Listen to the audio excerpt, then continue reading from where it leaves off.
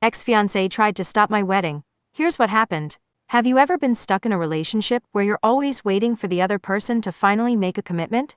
Well, that was me. Engaged for 6 years, but always put on the back burner. It took one overheard conversation to make me realize I was never truly seen. And that was the moment everything changed. In today's video, I'm sharing how I walked away from my toxic ex, found the courage to say goodbye, and unexpectedly ended up finding love where I least expected. Trust me, it's a roller coaster, and you won't want to miss what happens next. Before we continue, please like and subscribe. For 6 years, I lived in a state of eternal almost. I was engaged to James, a man who considered his career more important than our relationship. No, scratch that. He considered it an inconvenience.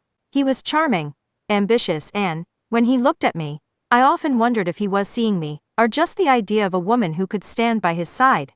I was his accessory, and for far too long, I played the part. "Give me a few more months, babe," he would say with a sweet smile that usually meant 6 more months or a year or 2 more. "Then we'll talk about the wedding. We're getting there. Just trust me." I trusted him. I told myself it was fine. The wedding would happen. Eventually. I could wait. Months turned into years. I watched as my friends got married, had children, and bought homes. They were starting their futures, while I was stuck in a loop of almost. And every time I brought it up, "James, when are we going to set a date?" his response would always be the same: "Soon, babe. Really soon.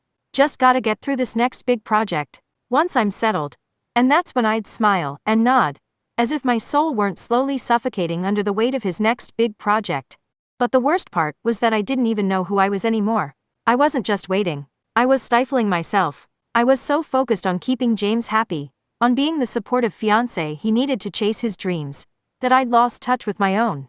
I had become a ghost in my own life, and I hated myself for it. And then, one evening, it happened. The moment that made everything click into place. I was standing in the hallway of our condo, waiting for James to finish his call, when I heard his voice drift from the living room.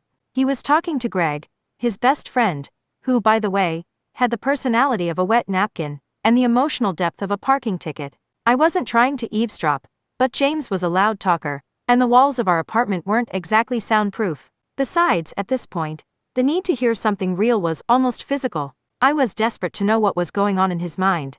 Maybe he was finally going to admit that I'd been right all along. Maybe he'd say something that showed he cared, that he knew what he was doing to me. Instead, this is what I heard. "You know," James said casually, "she's just after my status. She can't let go. I'm not ready to settle down. She's too attached to the idea of being with me. Not me, you know." I froze. My stomach dropped. My mind spiraled. The words burned through me like acid. She's just after my status. She's too attached to the idea of being with me. The truth slammed into me with such force that it felt like I was being hit by a bus. I wasn't the gold digger he thought I was. I wasn't some woman clinging to the idea of a successful man for the sake of my ego. No. I was a woman who had spent years sacrificing my own happiness for someone who could never see me as anything more than a convenient prop. I wasn't even real to him. I felt my body go cold. And then, just like that, everything shifted. The veil that had kept me in this haze for so long was ripped away. I could see clearly now, and it wasn't pretty. I wasn't just disappointed in James. I was disgusted with myself for letting it go on for so long. That was it. I was done. Without a second thought, I grabbed my phone and booked a flight to Paris. Yes, Paris. Because why not add some flair to the drama, right? What better way to signal the end of a 6-year-long emotional train wreck than a spontaneous trip to the city of love? If I was going to have a dramatic exit, I was going to make it count. Plus, Paris had always been on my bucket list, so why not check it off now while I was at it? I didn't just leave James. I left him in style. I packed my bags in record time, throwing in my favorite black dress, the one that James had always said made me too sexy, and a pair of sunglasses for extra flair. I returned every single gift he'd ever given me, every necklace, every bracelet, every sweater that didn't fit me quite right. I packed up his things too, everything that reminded me of the life I had tried to build with him. And then, I blocked his number. Cold turkey, no looking back. I didn't even tell him I was leaving. I just left. When I stepped out of our apartment and hailed a cab to the airport, I felt lighter than I had in years. I didn't need his approval anymore. I didn't need anything from him. James had thought I was some sort of delicate, clingy thing. But here I was, thriving without him. And let me tell you, the satisfaction of that realization was sweet. As I slid into the cab and closed the door, I couldn't help but laugh. It was time to live for myself, and no one was going to stand in my way. And as I looked out at the city for the last time, I realized that my life was finally about to begin. The final blow. Paris was supposed to be the end of it, the final chapter in the messy saga of James and me. I thought I'd found my escape, my freedom, but of course I had underestimated James. If there was one thing I knew about him, it was that he didn't do letting go well. He wasn't the kind of guy who accepted an exit gracefully. No, James had to go full petty mode. I didn't hear from him for a while, thankfully. He didn't know where I was in Paris, and I wasn't about to give him the satisfaction of tracking me down. But, as they say, karma has a funny way of catching up to you. It wasn't James who reached out. No, it was a mutual acquaintance, you know, the ones who love to stay in the middle of everyone's business. "Hey," she said, barely suppressing her giggles, "you're not going to believe this, but James, he gave Sophie the wedding dress you always wanted. The one you mentioned ages ago? He's gifting it to her. Says you're too old for it now." I blinked, processing her words slowly, like my brain was trying to protect me from the idiocy of it all. "Wait. He did what?" I asked, not sure whether I should be furious, sad, or simply amused.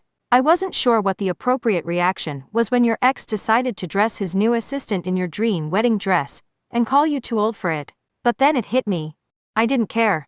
I should have been heartbroken, right?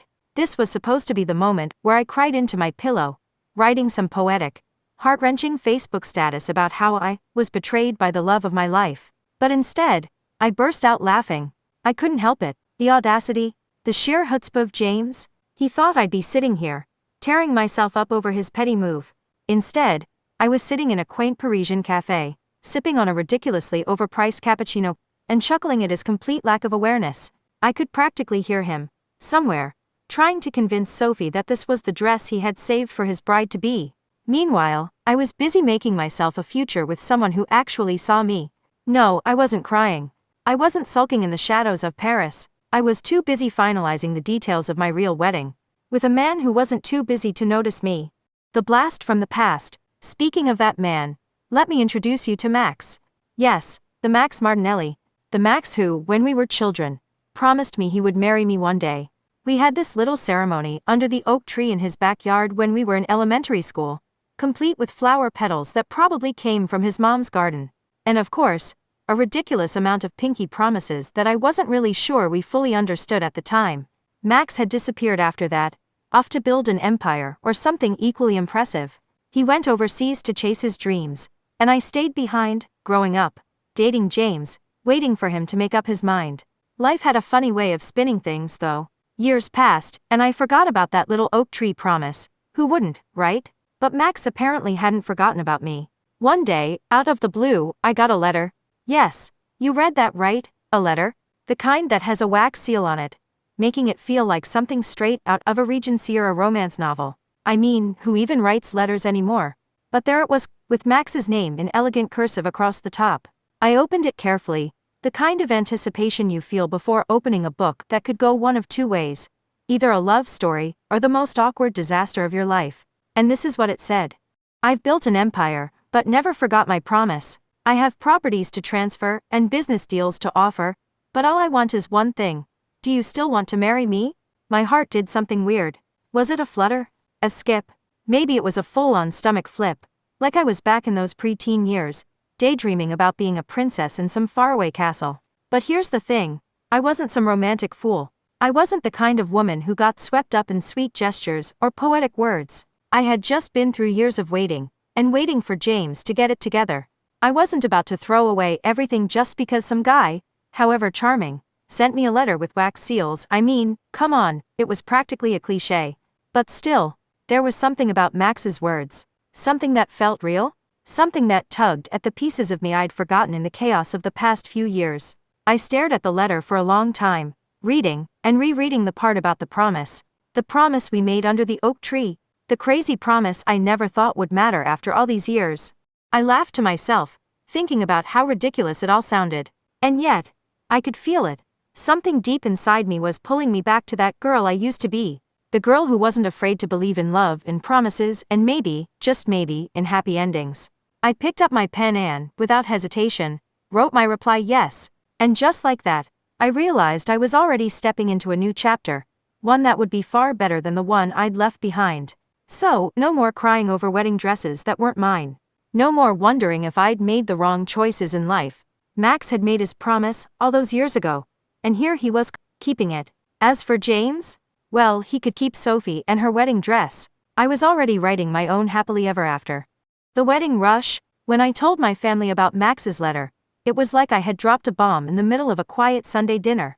My mother, of course, was the first to react. She gasped, clutching her chest as though her heart had momentarily stopped beating. "Oh my goodness, a proposal? A real proposal?" she exclaimed, wiping a tear from her eye.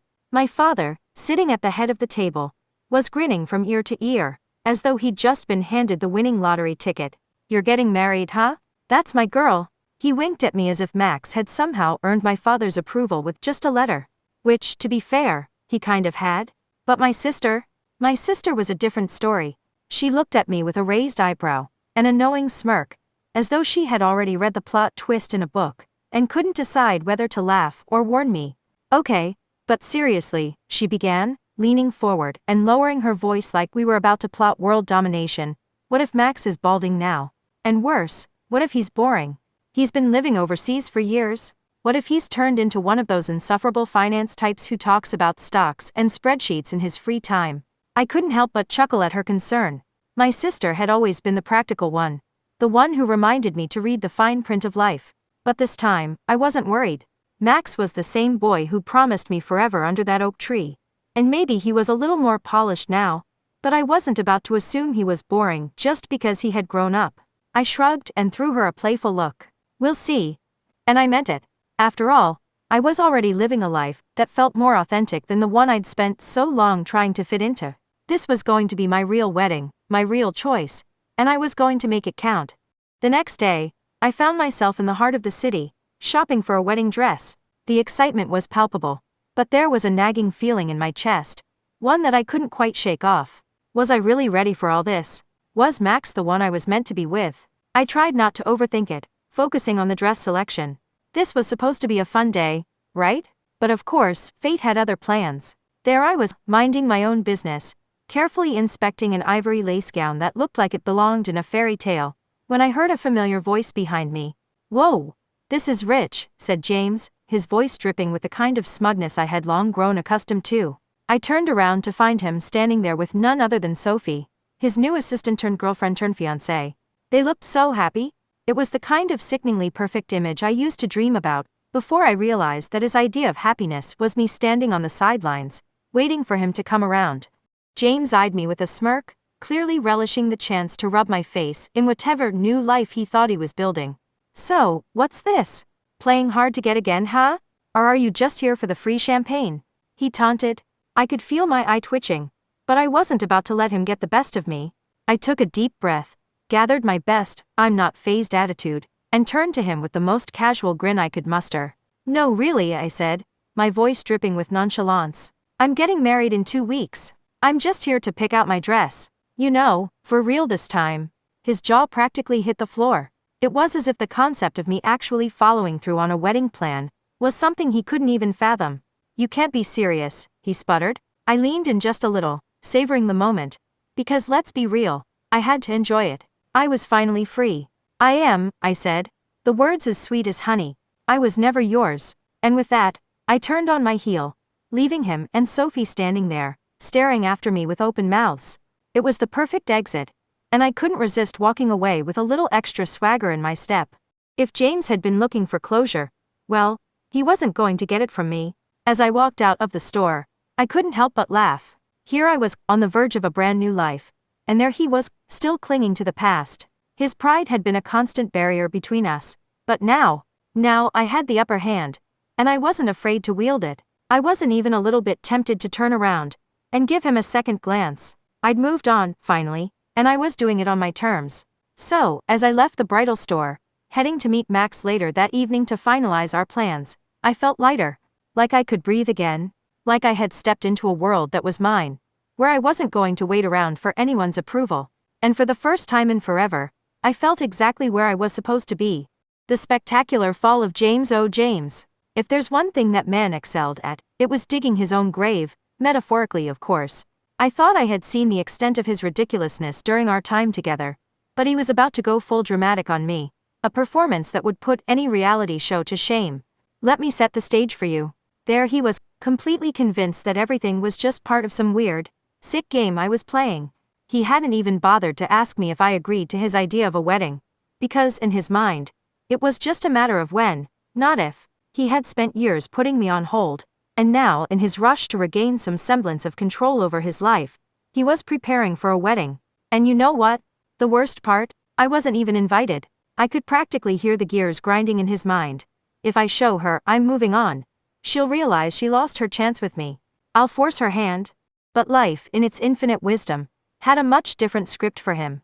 Sophie, bless her naive heart, had her own drama brewing. And I mean real drama. She was playing the part of the perfect fiancé, dutifully supporting James as he whined about his upcoming wedding, all while she was getting cozy with one of his colleagues behind his back.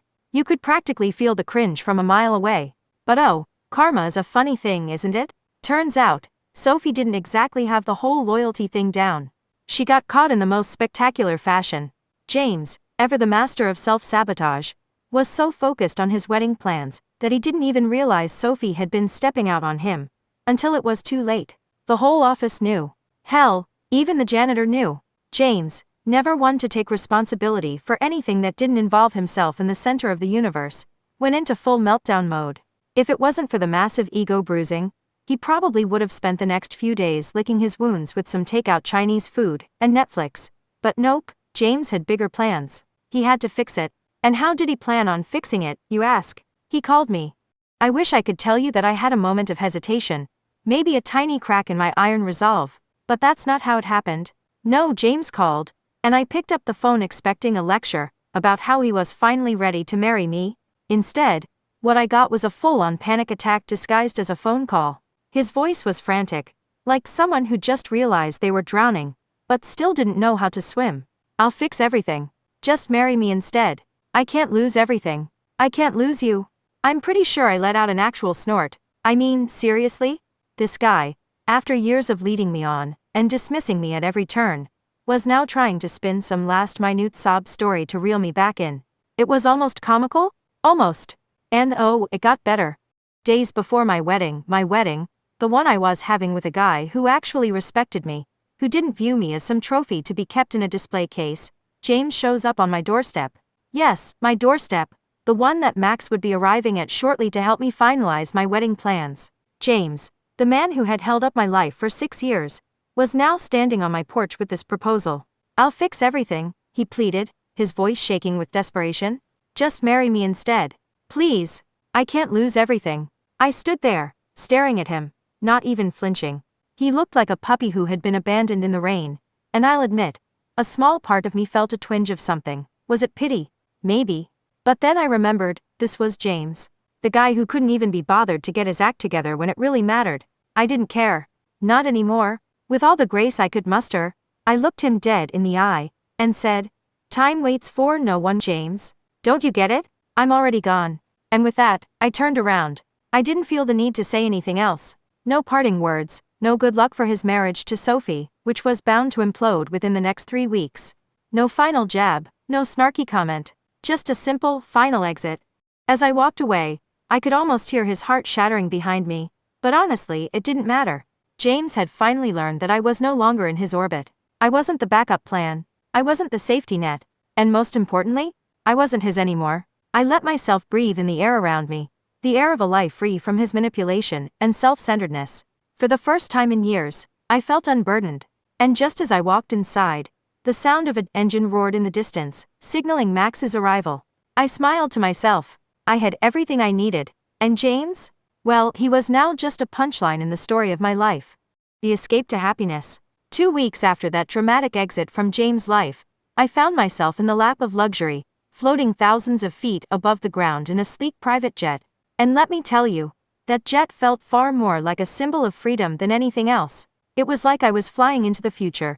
My past just a collection of bad memories fading behind me as I soared toward the unknown. But, in this case, the unknown wasn't terrifying, it was exhilarating. Max sat next to me, his hand resting gently on mine, his smile reassuring and warm. As the plane ascended, I couldn't help but feel that I had made the right choice. It wasn't just the stunning jet, the sparkling Italian coast coming into view, or the thought of all the fresh pasta I was about to devour. No, it was the way Max looked at me. Like I mattered, like I was finally where I belonged. And I realized in that moment, I was. This wasn't some fairy tale escape. It wasn't a runaway bride scenario. It was my life, unfolding in front of me exactly how I'd always dreamed it would. No more waiting for a man to choose me. No more feeling like I was living in someone else's story. No, this was my own narrative, and I was the heroine. I didn't need anyone else to validate that. Epilogue. 3 years later, 3 years had passed since that day, and life had unfolded in the most beautiful way possible. I was now living in New York, the city that had always seemed so far out of reach, but now felt like home. Max and I had built a life together, one that was full of love, laughter, and endless adventures. And there was someone else now who made our little family complete, our daughter. She was too, full of energy, and everything I had ever dreamed of. That morning, as I watched her race toward me with a big, goofy grin plastered on her face, I felt my heart swell. "Mom!" she shouted as she jumped into my arms. And just like that, I was the center of my own universe. I looked up, and for the first time in ages, I saw him. James. He was standing across the street, just staring at me, the realization settling in as he watched the life he could have had, the life he had forfeited in his own foolishness. His face was a mess of desperation and regret, one I had long since stopped feeling for him. There was no dramatic confrontation, no speeches. He didn't run across the street, shouting my name, or begging for my forgiveness. No, he just stood there, like a ghost of the man I used to know. And then, finally, he turned. Not a word was spoken. He just walked away, disappearing into the busy city streets. A man who had everything but the one thing that truly mattered, me.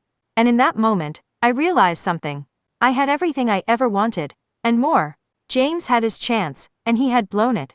But I was where I was meant to be, with the people who truly mattered. Max kissed me on the cheek, and our daughter snuggled up to my side, her small hand holding mine. For the first time in years, I felt peace, real peace. And for the first time in my life, I was no longer haunted by the ghosts of my past. I had everything I needed right here, right now, and I wouldn't change a thing. Story ends? Imagine you were in the heroine's shoes. How would you have handled James' dramatic attempts to win you back? Drop your most creative, hilarious, or honest response below.